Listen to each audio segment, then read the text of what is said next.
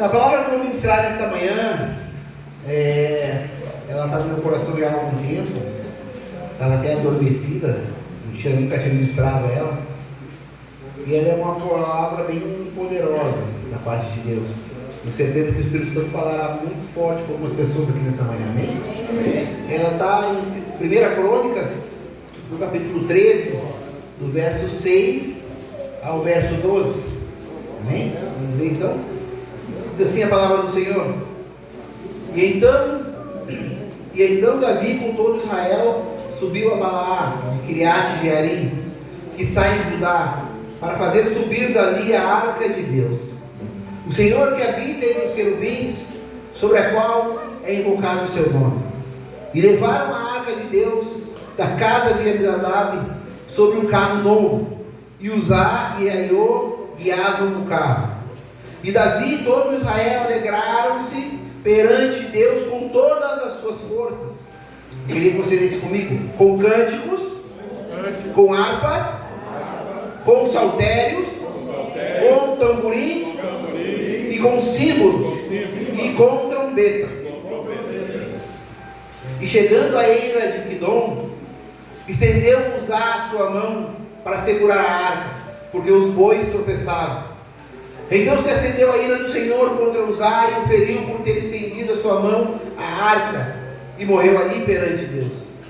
E Davi se encheu de tristeza, porque o Senhor havia aberto brecha em Uzá, pelo que chamou aquele lugar Pérez Uzá até os dias de hoje.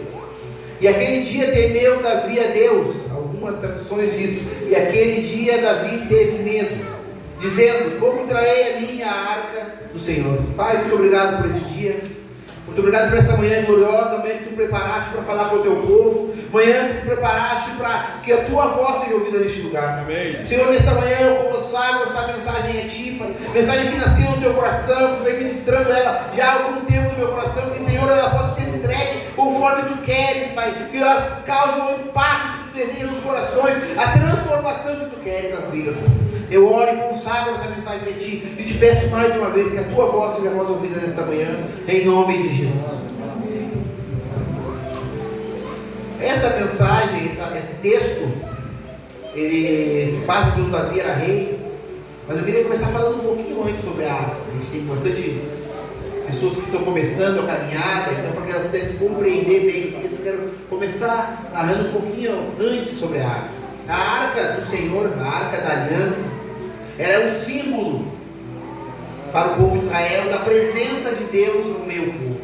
Ela foi dada a Deus, a Moisés, todas as especificações de como ela deveria ser feita: a marca de madeira, revestida de ouro, muito pesada. Dentro da arca, então, estavam as tábuas dos 10 mandamentos, o maná, a amostra do maná e a vara de Arão.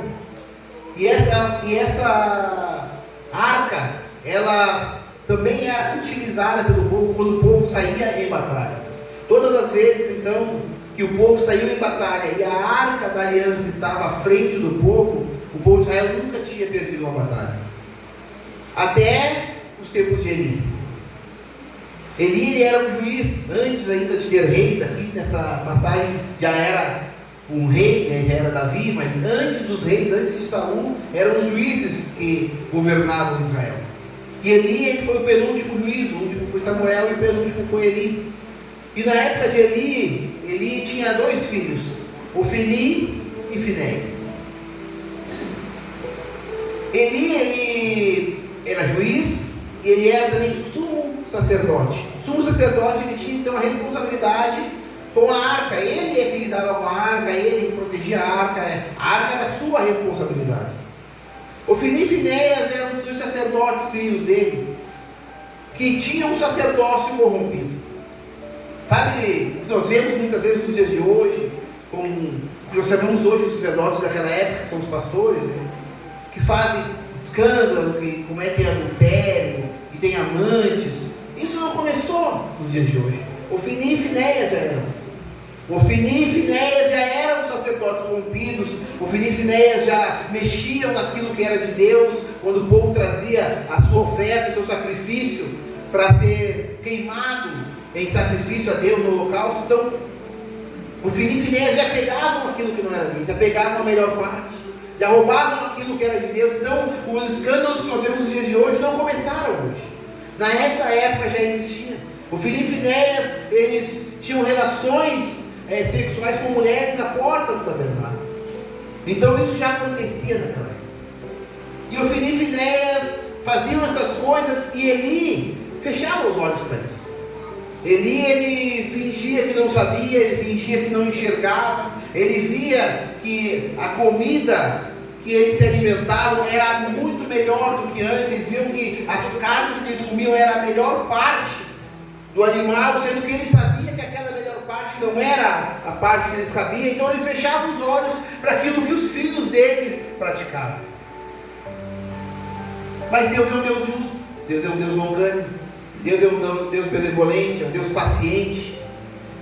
E Deus então exercia essa paciência, essa misericórdia sobre a vida de Eli. Mas, eu já disse uma outra mensagem aqui, há um dia que Deus diz basta. Há vários exemplos na palavra de Deus de dias em que Deus disse basta. E chegou a época que Deus disse basta para ele.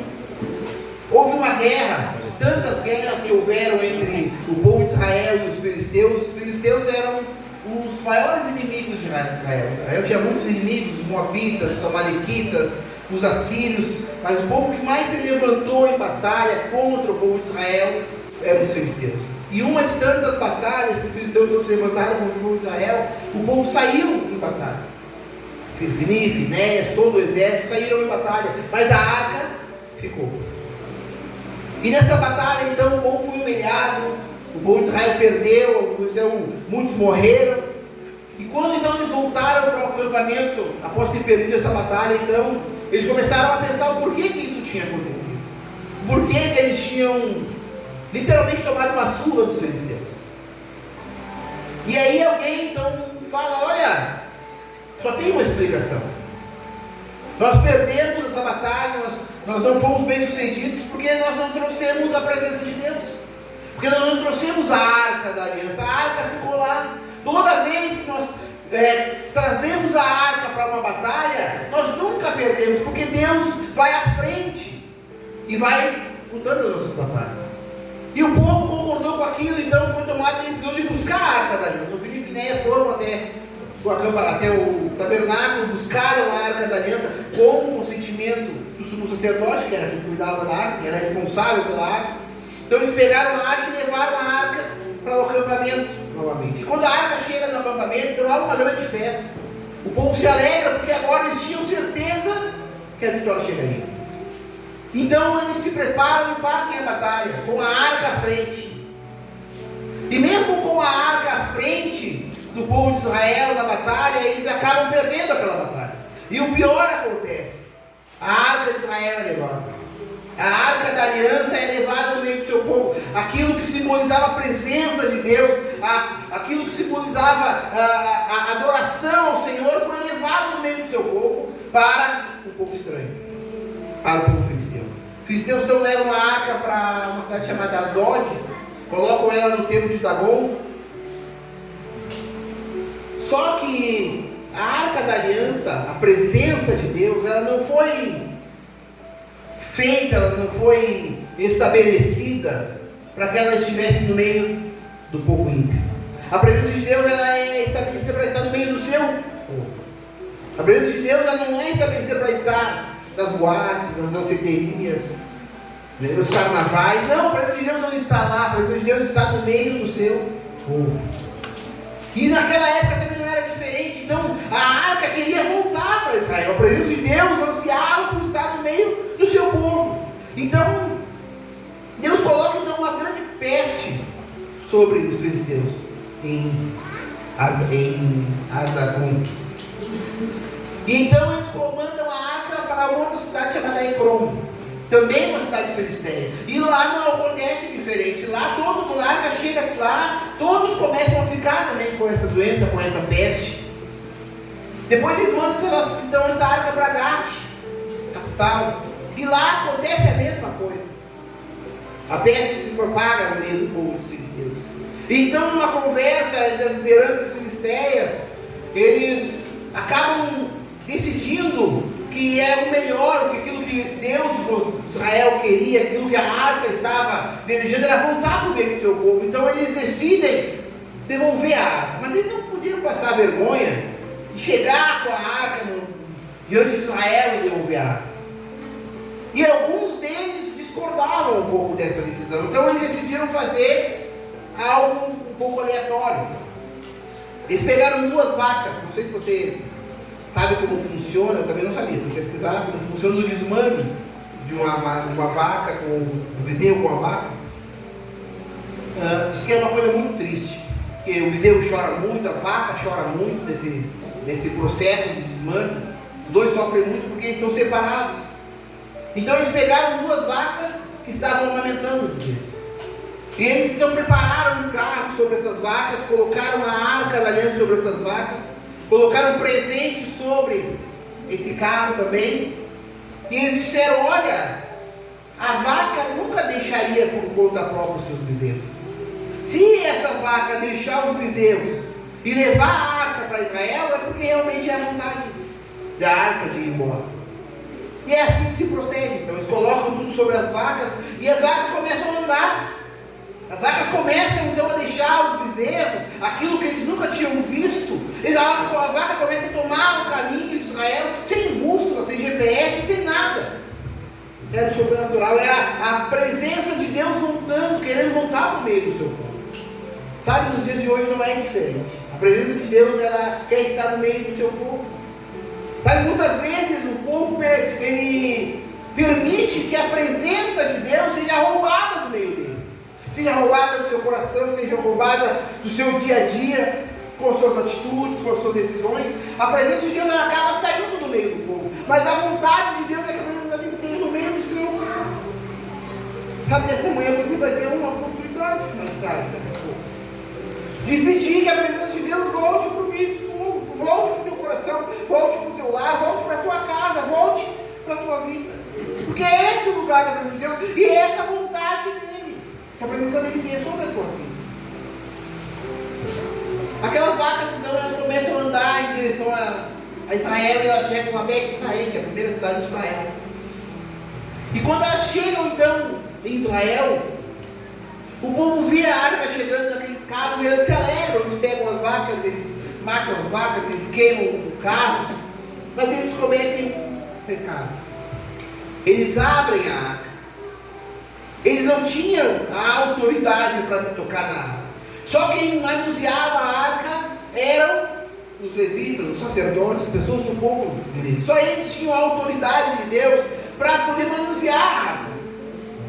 Nenhum deles ali era levita, nenhum deles ali tinha essa autorização para tocar na arca do Senhor.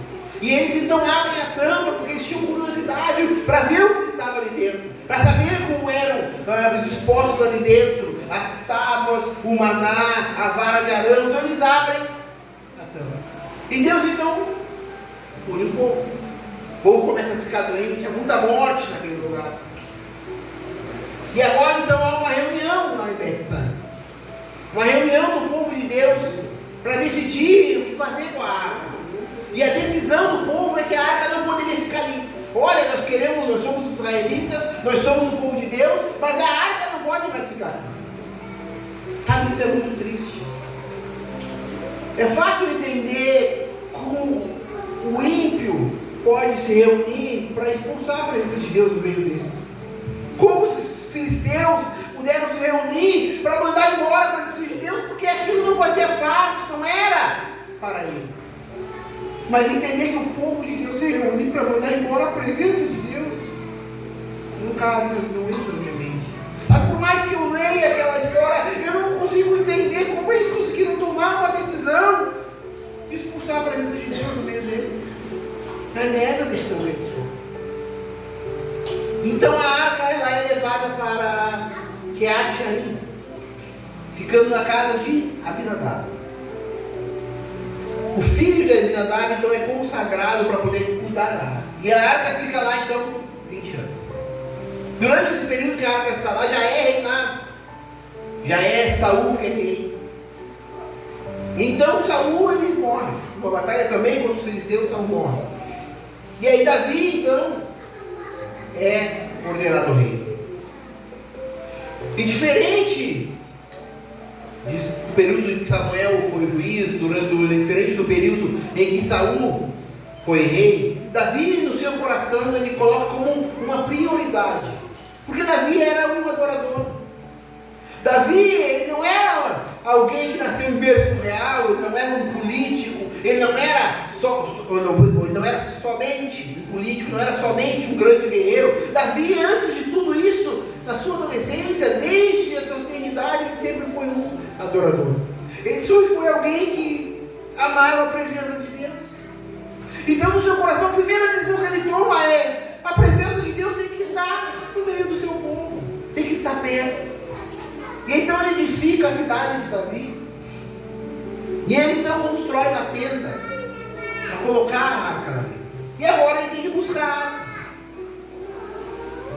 E é o que nós vemos aqui, essa história que nós vemos. Davi indo buscar a arca. No versículo 8 diz assim: e Davi e todo o Israel. Davi não foi sozinho.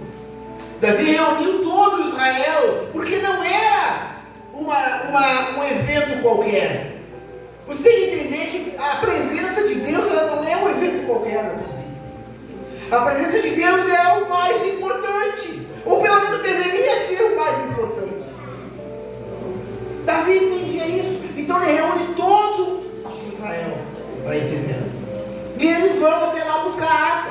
Eles vão alegres, com todas as suas forças, com cânticos, com harpas, com saltérios, com tamborins, com símbolos, com trombetas. Isso é um culto.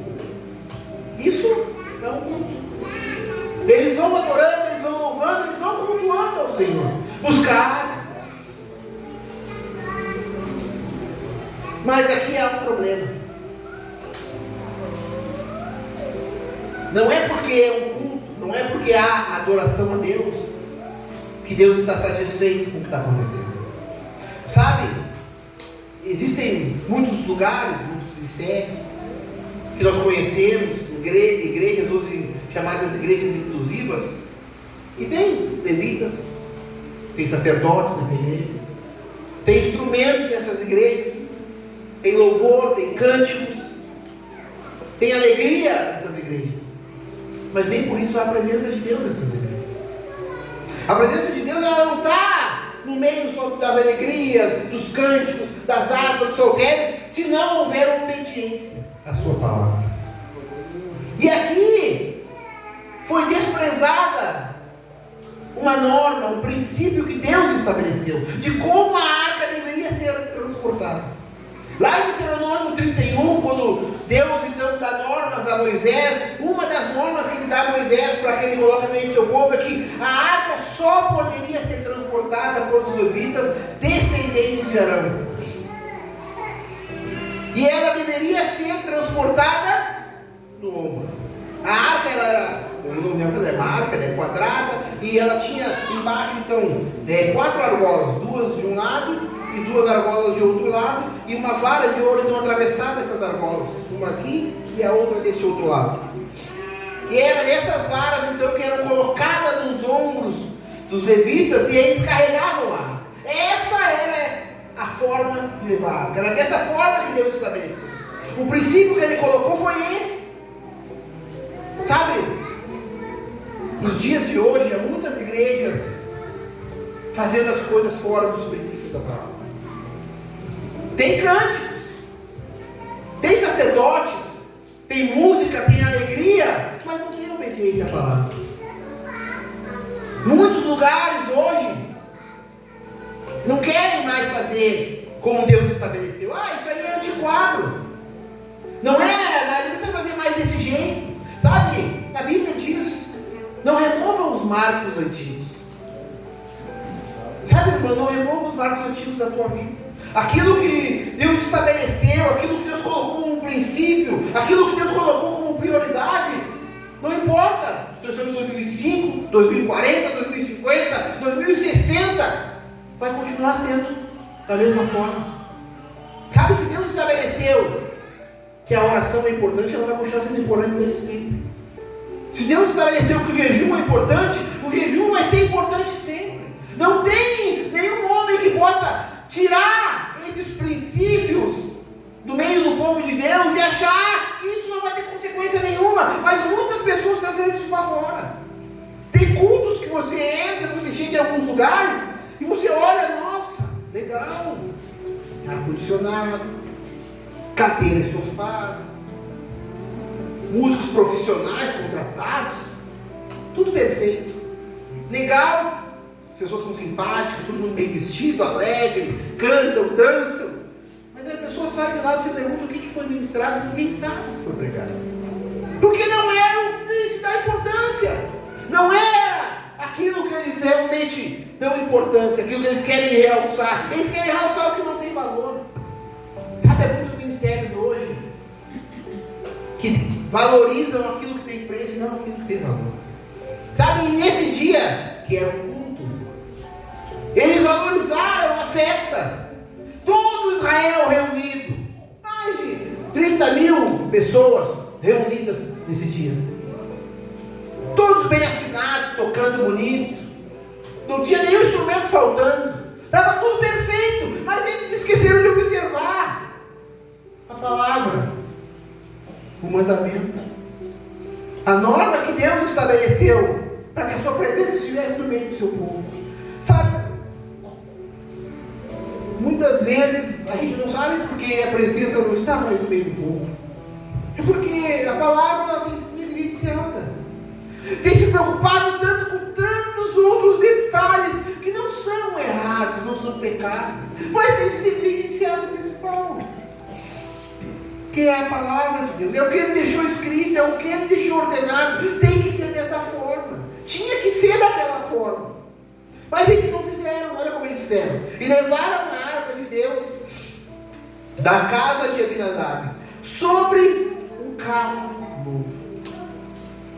Não foi sobre os ombros, foi sobre um carro novo.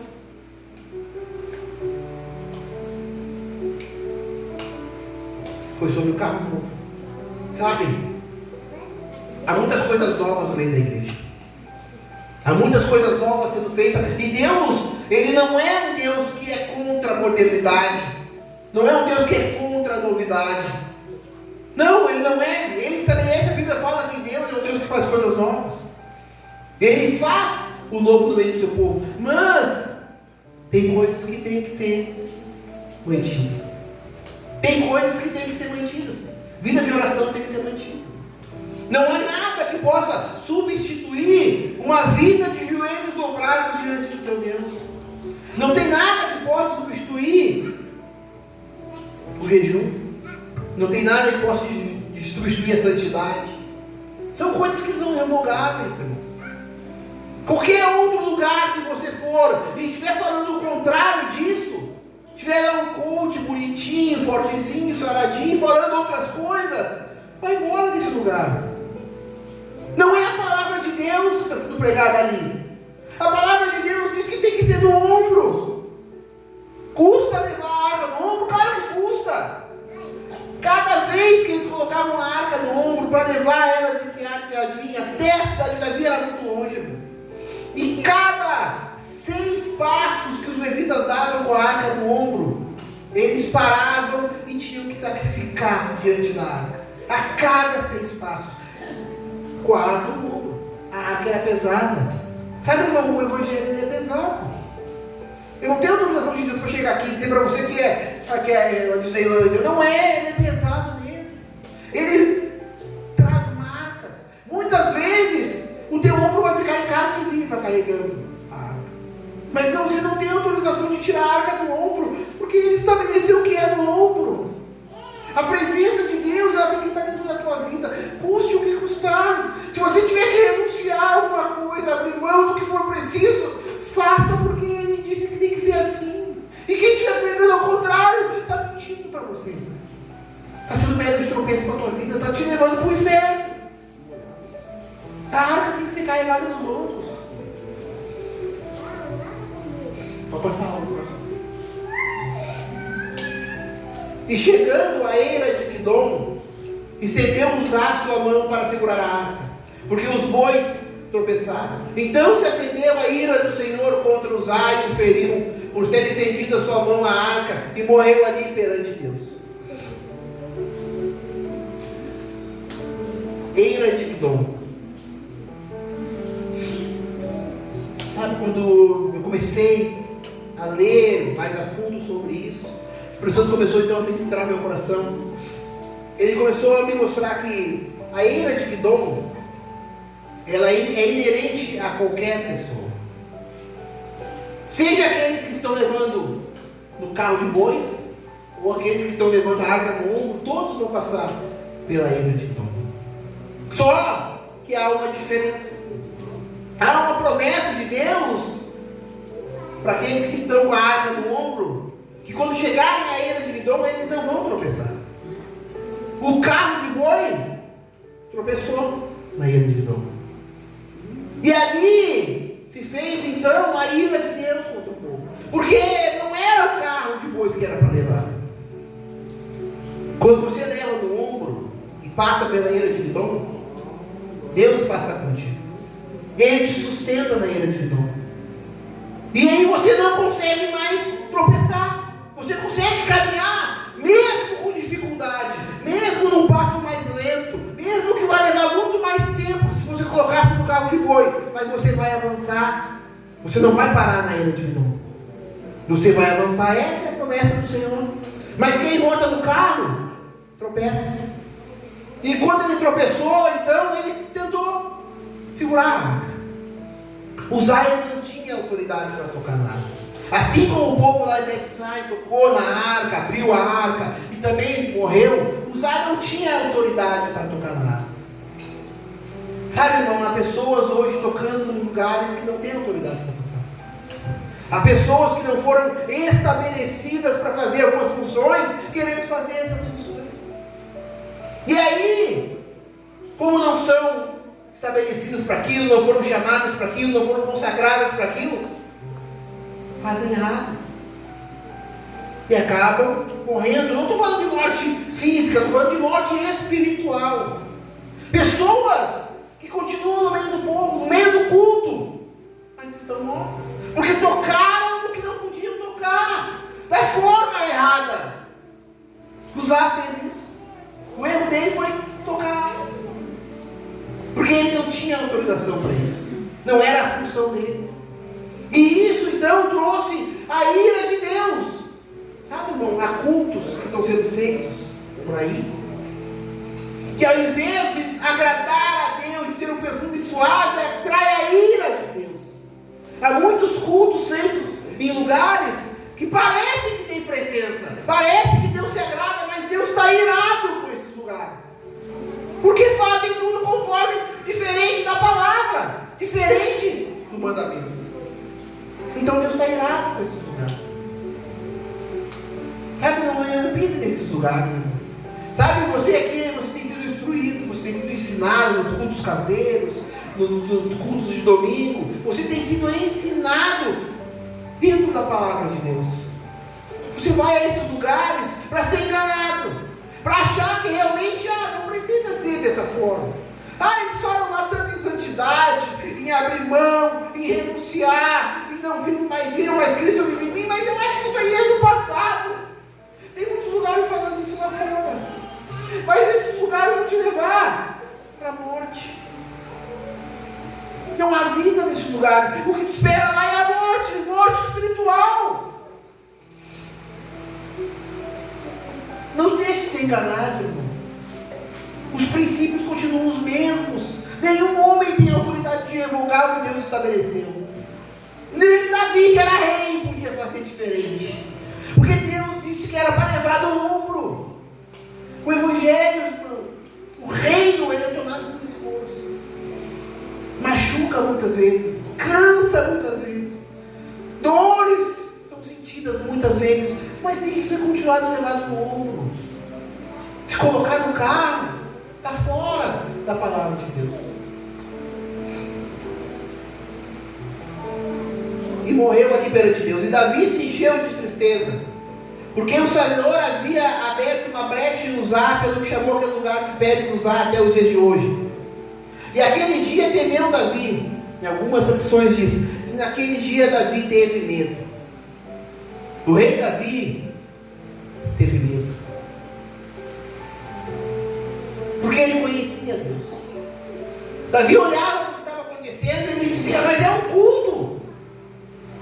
Eu trouxe o povo, eu trouxe música, eu trouxe alegria, eu trouxe hinos. É um culto. Mas Deus, quando apareceu no culto, apareceu para matar, não apareceu para receber. Ele apareceu para matar. E Davi teve medo. Há cultos que Deus só aparece para matar, irmão. Há lugares que se dizem casa de Deus, que quando Deus aparece é para matar, porque está irado com esses lugares. Ainda estão abertos porque Deus tem misericórdia, porque Deus é benevolente, porque Deus é paciente, porque Deus é longânimo, mas Ele está irado. E o dia do basta vai chegar para esses lugares. Chegou em toda a Bíblia para muitos homens. Acabei de citar a história de Eli. Vai chegar para esses lugares também, porque Deus não se deixa zombar. E o que Deus mais abomina é alguém que leva o seu povo a errar.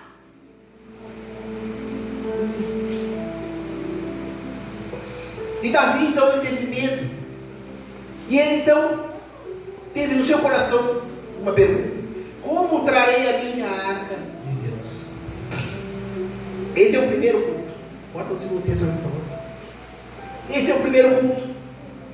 Um culto que não agradava a Deus, como muitos aí fora não agradam. 1 Crônicas, capítulo 15, do versículo 1 ao versículo 3. Este é o segundo culto. Davi também fez casa para si na cidade de Davi, e preparou um lugar para a arca de Deus, armou-lhe uma tenda. Então disse Davi: ninguém pode levar a arca de Deus, senão os levitas. Agora ele está observando a palavra. Agora ele sabe onde eu, porque ele fez a pergunta certa. Lá no capítulo 13 ele disse: como levarei eu a arca de Deus? Ele fez a pergunta certa, porque ele sabia que aquela consequência de morte era o erro dele. Algo de errado ele tinha feito, por isso Deus apareceu para matar. E aí no coração dele nasceu essa pergunta: hoje eu fiz culto, eu fiz tudo, o que está faltando? Como é que eu vou trazer a presença de Deus? No capítulo 15 ele tem a resposta do Senhor. Então disse Davi: ninguém pode levar a arca de Deus senão os levitas, porque o Senhor os escolheu para levar a arca de Deus e para o servirem eternamente. E Davi convocou novamente todo o Israel em Jerusalém para fazer subir a arca do Senhor ao seu lugar que ele tinha preparado. Ele de novo fez um novo culto, chamou o povo, tinha música de novo, tinha alegria de novo, porque ele sabia que o erro não estava na música, não estava na alegria. Ele identificou o porquê que a presença de Deus não tinha voltado, por que ele não tinha conseguido trazer a presença. Você sabe por que você não tem conseguido trazer a presença? Você consegue identificar o porquê que você não tem conseguido trazer a presença sobre a tua vida? A primeira coisa que você tem que saber é isso. Por que a presença não vem mais sobre a minha vida, sobre a minha casa? Por que eu não sinto mais nada quando eu venho no culto? Por que quando eu ouço uma pregação, por que quando eu louvo ao Senhor, não é mais da mesma forma? Quando eu oro, parece palavras jogadas ao vento, não tem mais presença. Por quê? Você tem que saber por quê. Davi entendeu por quê. Você só vai conseguir atrair a presença de Deus se você entender os porquês. Há muitos porquês. De repente é porque você está dando ouvido a esse tipo de pregação, esse tipo de pregador, esse tipo de igreja. De repente é porque você sabe que tinha que dar no ombro a arca, que tinha que ter renúncia, que tinha que ter santidade, que tinha que ter oração, que tinha que ter jejum, mas você ainda, não, isso aí é do passado, isso aí é lá na época. Então, Davi podia pensar assim. Davi podia dizer: não, isso aí de levar no ombro era lá Moisés, não é muito tempo atrás, isso aí é antigo.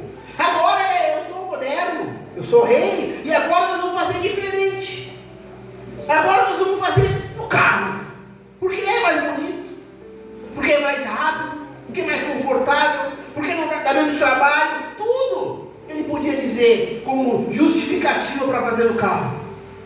Mas ele não queria só algo que parecesse um culto. Ele queria a presença. Um culto só é culto quando tem presença.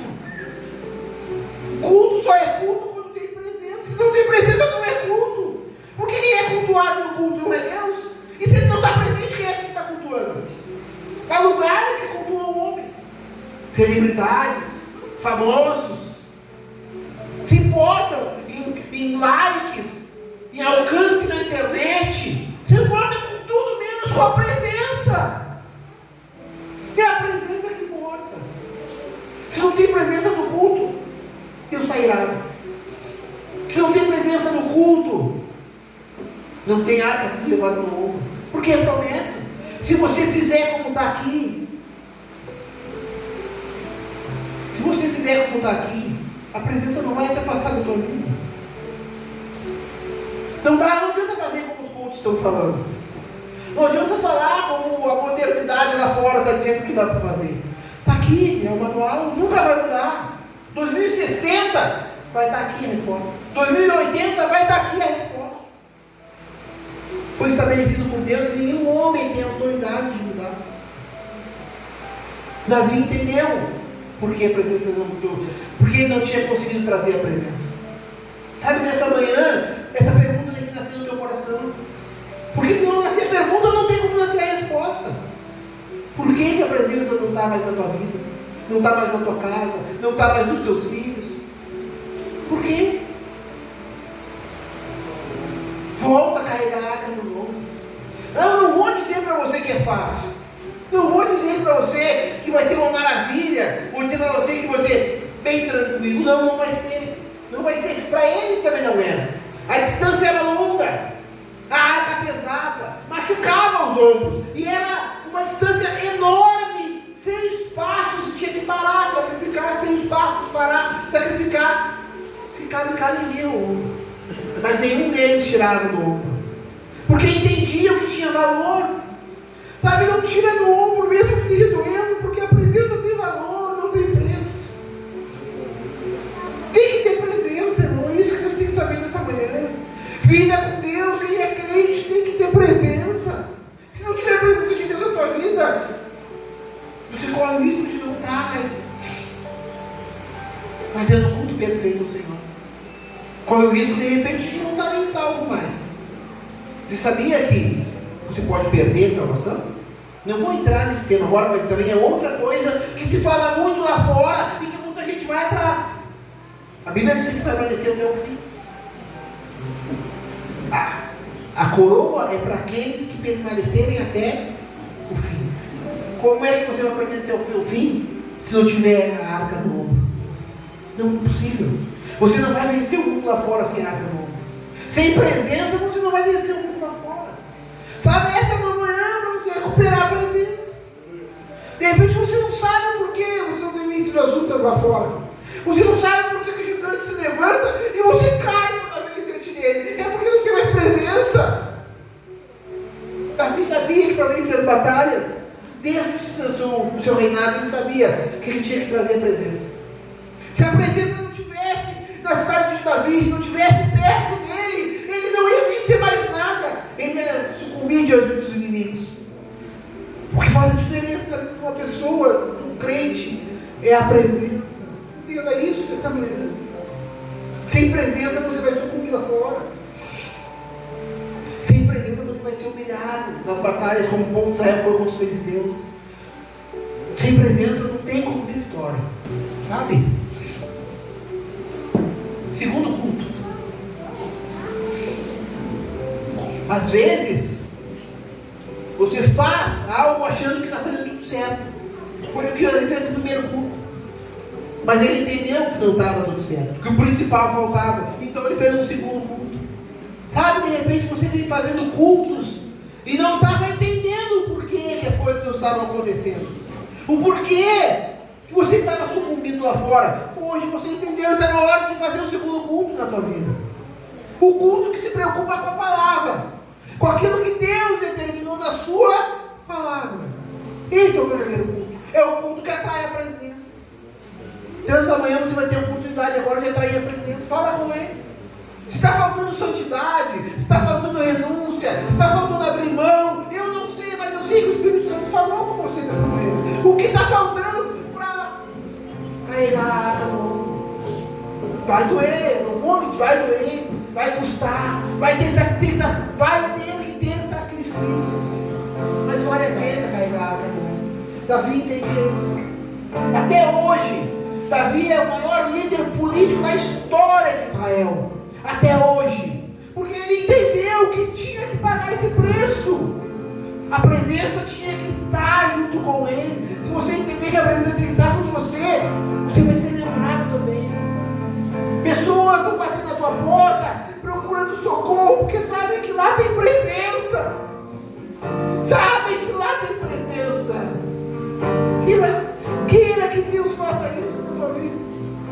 Mas para isso você tem que ser cheio da presença. Amém?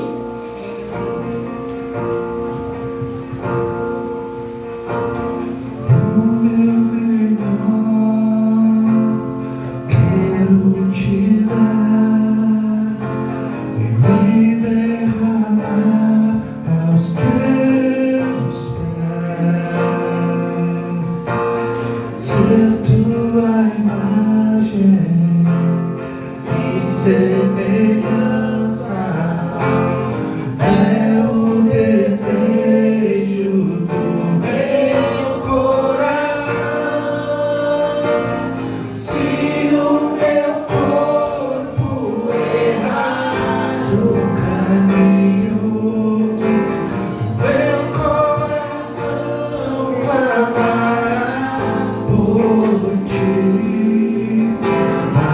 Abraça-me com tua misericórdia, vem me envolver. Tua face eu quero ver, quero vestir as roupas da santidade e mergulhar no Santo dos Santos. Tenho sede de Deus. Eu quero conhecer, eu quero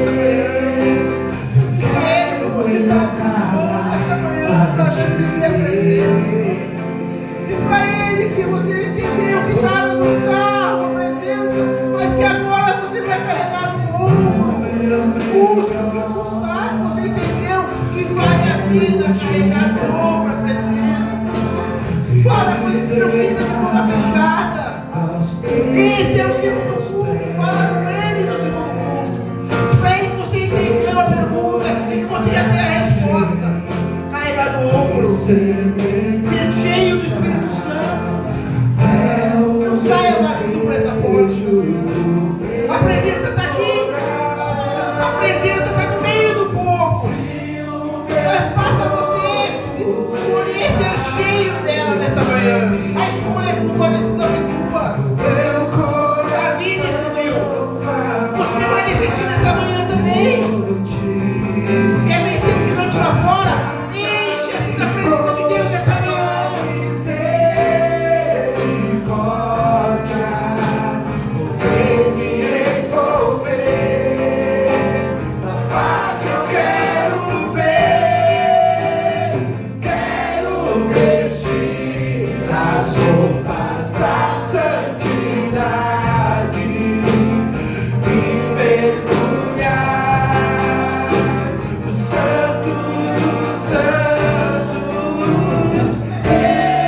Santos,